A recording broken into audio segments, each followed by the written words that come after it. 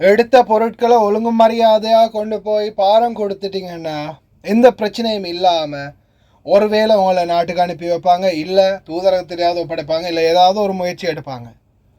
அப்படி இல்லை நாட்டோட பேரையும் கேவலப்படுத்தி இந்த திருநில பொருட்களோட ஒளிஞ்சு இருக்கணும்னு நினச்சிங்கன்னா கடைசியில் என்னைக்காவது ஒரு நாள் பிடிபட்டு கையில்லாமல் தான் நாட்டுக்கு போக வேண்டி வரும். ஒன்று பஞ்சாயத்தை தேடி நாம் போவோம், இல்லைன்னா பஞ்சாயத்து நம்மளை தேடி வரும். இதுதானே வளமையாக நடக்கிறது. அஸ்ஸலாமு அலைக்கும் வரஹ்மத்துல்லாஹி வபரகாத்துஹு. அன்பார்ந்த அனைத்து உறவுகளுக்கும் இனிய மாலை வணக்கம். இலங்கையைச் சேர்ந்த பெண்மணி, பேரு, ஊரு, டீட்டெயில்ஸ், மேலதிக தகவல் கேண்டியை மட்டும் குறிப்பிடுறேன். மேலதிக தகவல் வெளியாகிறதுக்கு முன்னாடி எடுத்த பொருட்கள் எல்லாத்தையும் மரியாதையாக கொண்டு போய் கொடுத்துருங்க.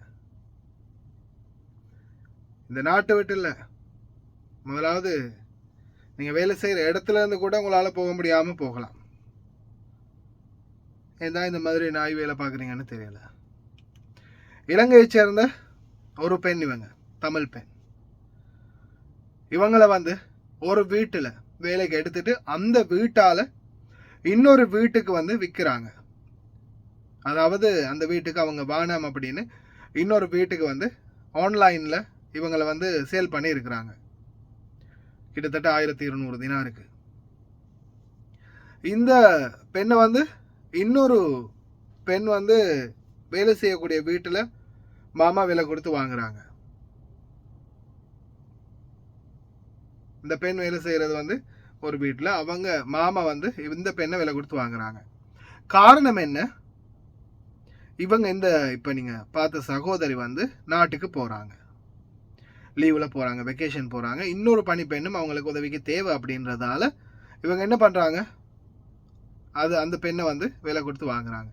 வாங்கி இவங்க போகிறதுக்கு 2 மாதத்துக்கு முன்னாடி அந்த வீட்டுக்கு எடுத்து வேலையெல்லாம் பழக்கிறாங்க.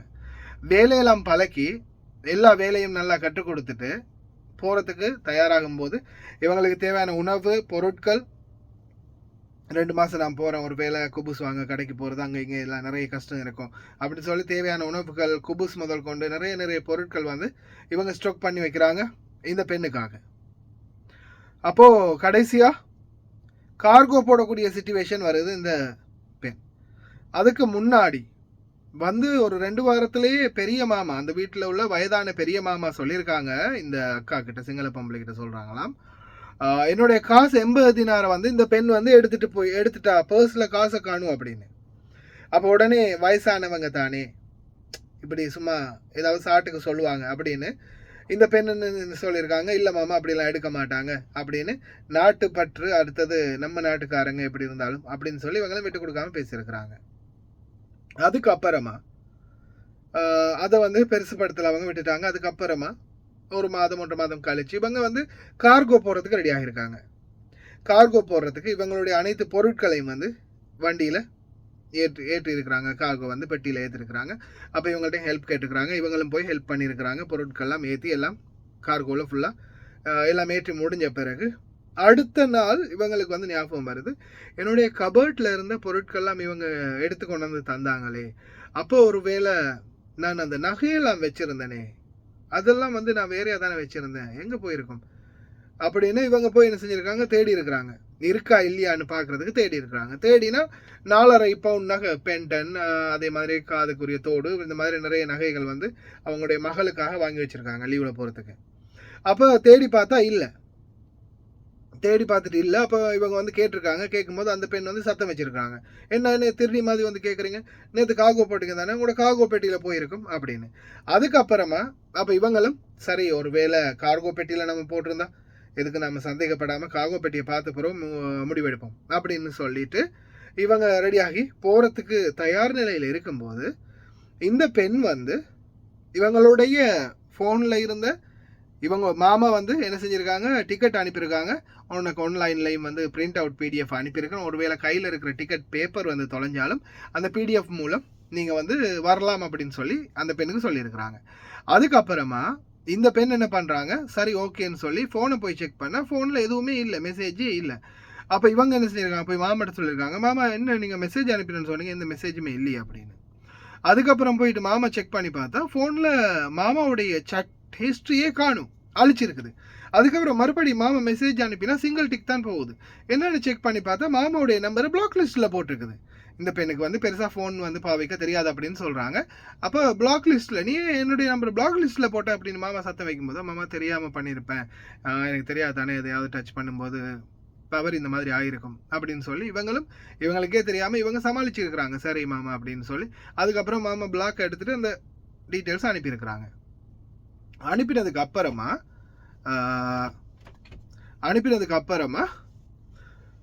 அதுக்கப்புறம் என்ன செய்கிறாங்க, பெரிய மாமாவுடைய ஃபோனை போய் செக் பண்ணி பார்த்தா பெரிய மாமாவுடைய ஃபோன்லையும் நம்பரை காணும்.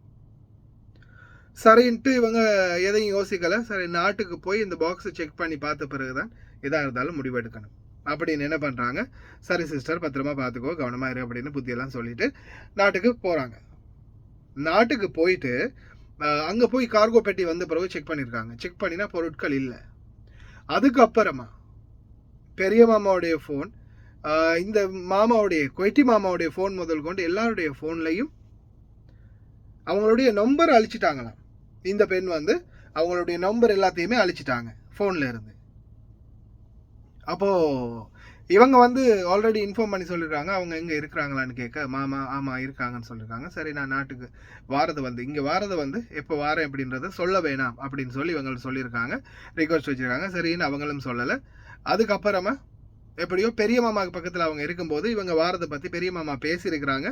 பேசும்போது இவங்களுக்கு தெரிஞ்சிருக்கு இப்படி இன்னாரு வாராங்க அப்படின்றது தெரிஞ்ச பிறகு என்ன பண்ணுறாங்க, இவங்க வந்து ஏர்போர்ட்டில் இருந்து வீட்டுக்கு வந்து பார்க்கும்போது ஆள் இல்லை. இந்த பெண் வந்து ஏர்போர்ட்டில் இறங்கி ஏர்போர்ட்டில் இருந்து வீட்டுக்கு வரதுக்கு அந்த கேப்புக்குள்ளேயே இவங்க என்ன செஞ்சுருக்காங்க, வாராங்கன்னு தெரிஞ்சதுமே போயிட்டாங்க, வீட்டை விட்டு தப்பி ஓடிட்டாங்க. இந்த பெண் தப்பி ஓடிட்டாங்க. அதுக்கப்புறமா வீட்டில் வந்து இவங்க சொல்லியிருக்காங்க இப்படி தான் என்னோட நகை இல்லை அப்படின்னு அழுது இருக்கிறாங்க. அவங்களுடைய அந்த பேச்சு வீடியோ இருக்குது, நான் கடைசியில் அட்டாச் பண்ணுறேன். கமல் சாதருடைய வீடியோவில் ஃபுல் வீடியோவில் அவர் போட்டிருந்தார். அதே போல் இந்த பெண் வந்து என்ன செஞ்சுருக்காங்க, அப்புறமா மாமா கிட்ட சொல்லியிருக்காங்க இவங்க அக்கா அம்மாலாம் ஆல்ரெடி மாற்றிட்டாங்க, வேறொரு வீட்டிலேருந்து இந்த வீட்டுக்கு வாங்கியிருக்கிறாங்க. அதுக்கப்புறம் அக்கா அம்மா எல்லாமே மாற்றிருக்காங்க. பாஸ்போர்ட் காப்பியில் அந்த ஃபோட்டோ தான் இது. அப்போது இவங்க என்ன செஞ்சுருக்காங்க, சரின்னு கம்ப்ளைண்ட் எல்லாம் போலீஸில் எல்லாம் பண்ணி எல்லாம் செஞ்சுட்டு வீட்டுக்குள்ளே போயிட்டு வீட்டுக்குள்ளே மறுபடியும் ஏதாவது இருக்குமா, தடயங்கள் ஏதாவது இருக்குமா, ஏதாவது வீட்டிலேருந்து எடுத்துருப்பாங்களா அப்படின்னு பார்த்தா மாமாவுடைய கபேட்டை திறக்க ட்ரை பண்ணியிருக்காங்க. பெரிய மாமா பர்ஸ்லேருந்து பணத்தை திருடி இருக்கிறாங்க, பொண்ணு பர்ஸ்லேருந்து பணத்தை திருடி இருக்கிறாங்க. அதே மாதிரி மேலே கபர்ட் இருக்கு இல்லையா, ஒரு கபர்ட் ஒன்று இருக்குதான், பீரோவுக்கு மேலே நிறைய பெட்டிகளில் வந்து அவங்களுக்கே தெரிஞ்சிருக்கும் சில குவைத்து வீடுகள் எக்ஸ்ட்ராவாக அந்த அவன், மைக்ரோ ஓவன், ப்ரெஷர் குக்கர், இந்த மாதிரி பொருட்கள் வந்து இந்த சிலது வந்து கிஃப்ட் கிடைக்கும். புதுதாக வீடு கட்டும்போது கிஃப்ட் கிடைக்கும். சிலர் வீட்டுகளுக்கு வந்து கிஃப்ட் கொடுப்பாங்க. சிலர் வந்து அந்த இதுகள் ப்ரைஸுகள் வரும். அந்த மாதிரி ஏதோ ஒன்று கிஃப்ட் கிடைச்ச நிறைய பொருட்கள் நினைக்கிறேன் பெட்டியாக மேலே அடுக்கி வச்சிருக்கிறாங்க. ரைஸ் குக்கர், மைக்ரோவன், அதே மாதிரி ப்ரெஷர் குக்கர், இந்த மாதிரி பொருட்கள். அப்போது இவங்க வீட்டில் பூனை வளர்க்குறதால பூனை ஒன்று காணுவான், ஒரு பூனை மிஸ்ஸிங். அப்போ அந்த மிஸ் ஆகின பூனை கபேட்டுக்கு மேலே இருக்கிறது தெரியா, உள்ள தூக்குதோ தெரியா, கொஞ்சம் போய் பாரு அப்படின்னு இந்த பணிப்பேன் சொல்ல அவங்க மேலே ஏறி இப்படி கையை வைக்கும்போது பெட்டியெல்லாம் வந்து மூவ் ஆகுதாம். சும்மா சாதாரணமாக தொட்ட உடனே காற்று பட்ட உடனே மூவ் ஆகுது. என்னடா இது, இப்போ பொருட்கள் இந்த பெட்டியில் பொருட்களை காணும் அப்படின்னு பொருட்களை தேடினா ஒரு பெட்டிலையும் பொருட்கள் இல்லை, எல்லாத்தையுமே எம்டி பெட்டி இருக்குது. அதில் இருந்த மைக்ரோ ஓவன் இந்த மாதிரி பொருட்களையும் வந்து திருடிட்டு போயிட்டு இருக்கிறாங்க அப்படின்றது தெரிய வந்திருக்குது. அதுக்கு பிறகுதான் சொல்லும்போது எனக்கு வாயெல்லாம் காயுது. எப்படியெல்லாம் சிலானிகளுக்கு கடைசியில் இடமே இல்லாமல் போயிடும் தெரியுமா. இப்போ கூட இப்போ நான் சகோதரி வாய்ஸ் ஒன்று போடுறாங்க, என்ன சகோதரி வேக்கன்சி, அவங்க வந்து அவங்க வீட்டிலேயே அவங்க வேலை பார்க்குற வீட்டிலேயே சொல்லியிருக்காங்க நீ எங்கேயாவது போய் பார்ட் டைம் ஜாப் பாருங்க அப்படின்னு. ஏன்னா வீட்டில் பெருசாக வேலை இல்லாதால சும்மா இருக்கிற மாச்சல்னா போய் எங்கேயாவது பார்ட் டைம் செய்யுங்க, உங்களுக்கு தெரிஞ்ச யாரும் இருந்தா அப்படின்னு. அப்போ அவங்க 2-3 இடத்துல வேலை தேடி இருக்காங்க. தேடும்போது சிலானின்னு சொன்னாலே வேணாம் அப்படின்னு சொல்கிறானுங்களாம். ஃபோனை கட் பண்ணி பிளாக் பண்ணிடுறாங்களாம். சிலானின்னு சொன்ன உடனே பிளாக் பண்ணிட்டாங்களாம், கோலை கட் பண்ணி. சிலானிக்கு இருக்கிற மதிப்பை பாருங்க, எங்கே போய் நிற்குது, இது எங்கே போய் முடிய போகுதுன்னு தெரியலை. சாபக்கேடாக மாறிக்கிட்டு இருக்குது இலங்கையருடைய நிலைமை. ஏற்கனவே இப்போ ரீசெண்டாக கூட பார்த்துருப்பீங்க ஒரு வீடியோவில், சிலானி கத்தாமா திருடிட்டாங்க அப்படின்னு வீடியோ ஒன்று போட்டிருந்தாங்க. இந்த பெண்ணை பற்றின தகவல்கள் தெரிந்தால் முடிஞ்ச வரைக்கும் இன்ஃபார்ம் பண்ணுங்கள் என்னுடைய ஃபேஸ்புக் மெசேஞ்சரில். சரி, அதே போல் தயவு செய்து கவனமாக இருங்க. வீடுகளில் இந்த மாதிரி வேலைகளை தயவு செய்து பண்ணாதீங்க. நீங்கள் ஒருவர் இருவர் செய்கிற தவறால் அனைத்து தொழிலாளர்களும் பாதிக்கப்படுவாங்க. சிந்திச்சு செயல்படுங்க. ஆனால் இவங்களை பிடிச்சா நிச்சயமாக அவங்க கம்ப்ளைண்ட் பண்ணி இருக்கிறாங்க, பிடிச்சா நிச்சயமாக சட்ட ரீதியான நடவடிக்கை எடுப்போம் அப்படின்னு தான் தெரிவிச்சிருக்கிறாங்க. பார்ப்போம் இந்த தகவல்லையாவது அவங்களுடைய டீட்டெயில்ஸ் கிடைக்குதான்னு. அதுக்கு மேலே கிடைக்கலன்னா பேரு, ஊர், கிராமம், ஸ்ட்ரேட் வரைக்கும் சொல்ல வேண்டி வரும். ஷேர் பண்ணுங்க முடிஞ்ச வரைக்கும். சிங்களம் தெரிஞ்சவங்க அந்த பெண்ணுடைய அழுகையை கொஞ்சம் கேளுங்க. பாவம், அவங்களும் கஷ்டப்பட்டு சம்பாதிச்சு சேர்த்த காசு, நகையில் வாங்கியிருக்கிறாங்க, எல்லாத்தையும் சுருட்டிட்டு போயிட்டாங்க, குவைட்டியுடைய பொருளையும் பணத்தையும் சேர்த்து.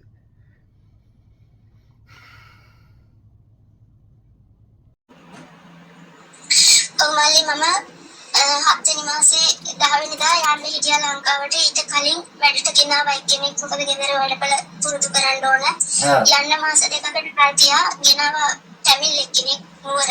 නකොල්ල රොටි ටික පවා මං ඩීපීසර් එකේ ස්ටොක් කරලා අපිට කන්න නැති වෙයි නංගි මං කඩේ එයාව කඩේ යවන්නේ. මම තමයි කඩේ යන්නේ. ඉතින් මං කඩේ ගිහිල්ලා එයාට වමනා කරන රොටි චීසෙන ගෙනලා මං ස්ටොක් කරා මල්ලි ඩීපීසර් එකේ කන්න නැති වෙයි කියලා. එහෙම කරලා මම එයාට වැඩ ටිකක් පුරුදු කරලා ඔක්කොම කරලා මං 6 වෙනි මාසේ 12 වෙනිදා බඩු දැම්මා කාගෝ එකට. කාගෝකට බඩු දානකොට මේ මං එයාගේ සපෝට් එක ඉල්ලගත්තා. මගේ කබඩ් එකේ තියෙන බඩු ටික පල්ලෙහාට ගෙනත් දෙන්න කියලා. මොකද එකට කාලා අපි හැමෝම දුක් විඳින මිනිස්සු මල්ලි. එතකොට එයා මේ ගෙදරට ඇවිල්ලා සතියෙන් වයසක අම්මගේ පැසකින් දින 80ක් වරකම් කරා කියලා මට අම්මා කිව්වා. මම ඒක පිළිගත්තේ නෑ. මොකද අම්මා වයසයි, අම්මට සීකල්පනාවක් නැතුව ඉතින් අපි වැඩකාරයෝ අපි මේ තැන් වලට ඇවිල්ලා එහෙම හොරකම් කරනවද බයහක නැතුව කියන තැන මම හිටියා. මම ඒක විශ්වාස කරුනේ. අම්මා කිව්වා පරිස්සම් කරගනින් පඩිය කියලා. මම ඒ නිසා නිතරම කබඩ් එක ලොක් කරගෙන තියන් ඉඳලා මල්ලි අර සුළු මොහොතේ මම හරියගේ සපෝට් එක ඉල්ලගත්ත බඩු ටික පල්ලෙහාට ඇදගන්න. මට අර අම්මා කියපු දේ සුළු මොහොතකට අමතක වුණා.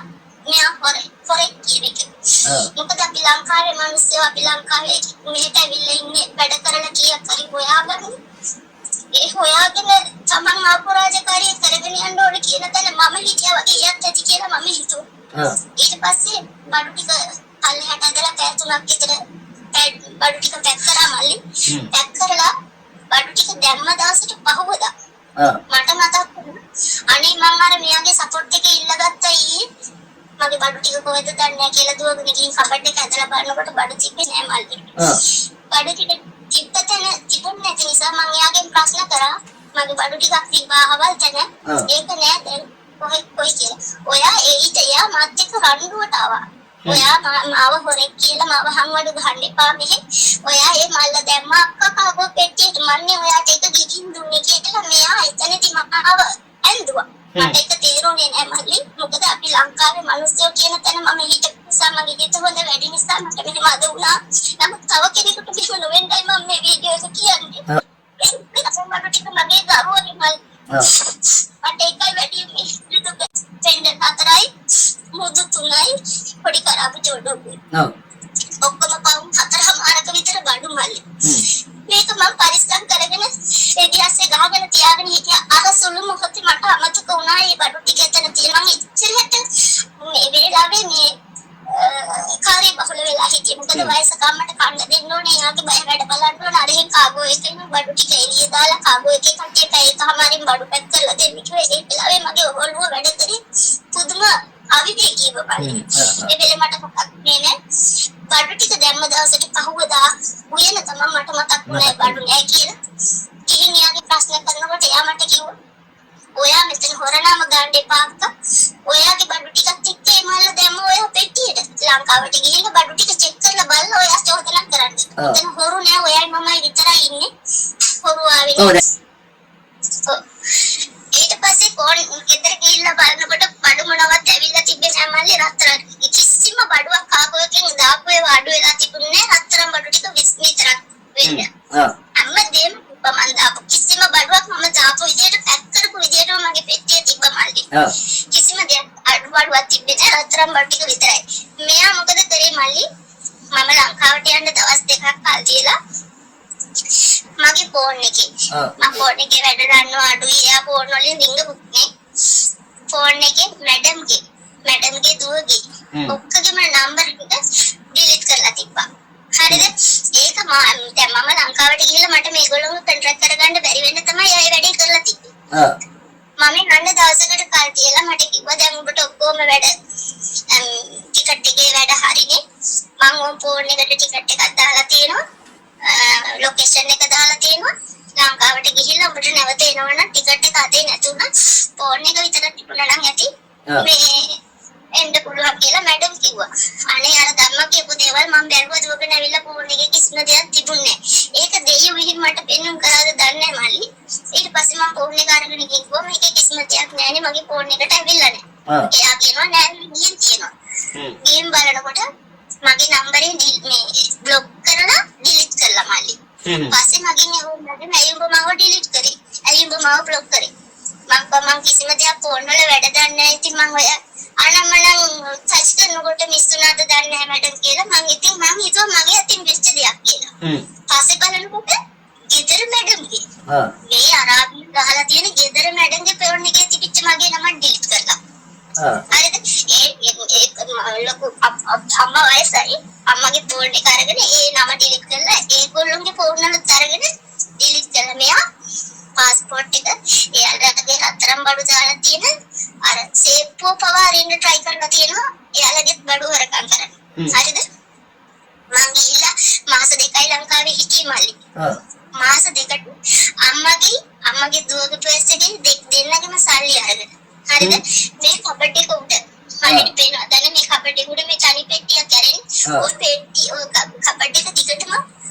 කරන්ට් බඩු අරගෙන හොරලා තියලා තිබුණා ප්‍රෙෂර් කුකර් රයිස් කුකර් මොනවාද මේ බෙන්ඩර් කරන්ට් බඩු ගොඩක් ගෙදරයි හදා කිසිම පෙට්ටි පේන්ඩ් ඔය කබඩ් එක දිගටම පෙට්ටි තියලා තියෙනවා පේන්ඩ් නමුත් ඇතුලේ බඩු නෑ මල්ලි ඒක මේ දෙයියෝ ගිහින් මට දෙන්නුම් කරා වගේ මම එයාපෝට් එකේ ඉඳලා ඇවිල්ලා පැය දෙකක් ඇතුළත කොහොම හරි මේ ගෙදර පූසෝ හදනවා මල්ලි ඒ පූසෝ මේ උඩ කබඩ් එක උඩ එක්කෙනෙක් හොයාගන්න නෑ කබඩ් එක උඩ නිදිද දන්නේ නෑ කියලා මට කිව්වා ගිහින් බලන්න කියලා අර ප්‍රෙෂර් කුකර් එකක් කියන්නේ ටිකක් බර එකක් නේ මම එහෙම කළා තපෙට්ටිය තල්ලු කරනකොට නිකම්ම පෙට්ටි ටික ඉස්සලා ගියා බලනකොට ඒ පෙට්ටි මොනවත් නෑනේ මල්ලි ඊට පස්සේ මම මැඩම් කිව්වා මේ මැඩම් මේවා පෙට්ටි ටික පේන්න තිබුණාට මේවා ඇතුලේ බඩු මල්ලි මං එයාපෝට් එකට ඇවිල්ලා මෙයාලට එනවා කියන කෝල් එක ලැබෙනකොට මෙයා ගෙදරින් පැනලා ගිහින් ඔක්කොම කරලා තියෙන්නේ මල්ලි එයාපෝට් එකෙන් එයාට යන්න බෑ අම්මා කියනවා උඹ අඬන්න එපා උඹ ගොඩක් දුක් විඳලා හම්බ කරපු දේවල් ඔබට නැති වෙන්න ඉඩ තියන්නේ මං අරගෙන දෙනවාමයි කියලා අම්මා කියනවා මට දරුවෙක් වගේ ගෙදර කට්ටිය ආතරේ මල්ලි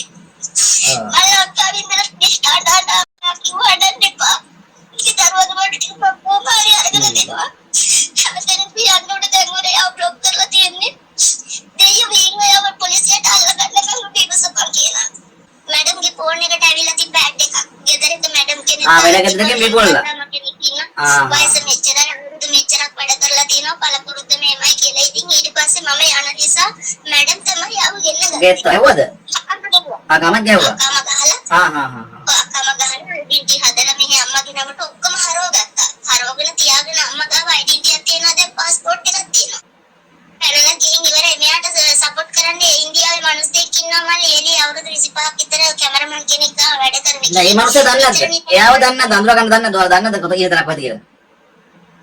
එයා ඉන්න තැනක් කියන්න දන්නේ නැහැ. ග්‍රේන් වල ඉඳලා තමයි එනවා කියන්නේ මෙයාට එයා ටැක්සි වල බඩු මුට්ටුවේ මෙවනවා මල්ලි. කණ්ඩ බොණ්ඩ. රෙදිපිලි එම ටැක්සි වල එවනවා. මං හිතන විදියට මේ කරන්ට් බඩු එහෙම ඔක්කොම පැක් කරලා ඒ මිනිස්සු අතේ තමයි යවලා ඇත්තේ.